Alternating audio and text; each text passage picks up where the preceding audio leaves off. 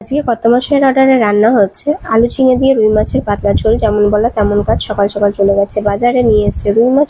রুই মাছটাকে লবণ হলুদ দিয়ে মাখিয়ে রেখেছি, এবার গরম তেলের মধ্যে সেটাকে ছেড়েও দিয়েছি। রুই মাছটাকে হালকা লাল করে ভেজে তুলে রাখবো। এবার এই তেলের মধ্যেই কালো জিরে আর আলুগুলো দিয়ে দেবো। লম্বা করে কেটে রাখা আলু আর কালো জিরে দিয়ে ভালো করে লাল করে ভেজে নেব। লাল করে ভাজা হয়ে গেলে লম্বা করে কেটে রাখা ঝিঙে দিয়ে দেবো। ঝিঙেটাকেও ভালোভাবে ভেজে নেব। এবার ওর মধ্যে পেঁয়াজ কুচি, টমেটো কুচি, আদা কুচি আর কাঁচা লঙ্কা চিড়ে ভালোভাবে মিক্স করে নেব। মিক্স হয়ে গেলে এর মধ্যে হলুদ গুঁড়ো, জিরের গুঁড়ো, ধনের গুঁড়ো আর সামান্য পরিমাণ চিনি আর স্বাদ অনুসারে লবণ দেবো। যেহেতু গুঁড়ো মশলা লেগে যাওয়ার চান্স আছে, সেই জন্য জল দিয়ে ভালোভাবে কষিয়ে নেব। কষানো হয়ে গেলে এর মধ্যে জল দিয়ে ভালোভাবে ফুটে উঠলে মাছগুলো দিয়ে নেড়েচেড়ে নামিয়ে নেব। তো এই হচ্ছে আলু ঝিঙে দিয়ে রুই মাছের পাতলা ঝোল। তো কেমন লাগলো অবশ্যই জানিও। টাটা।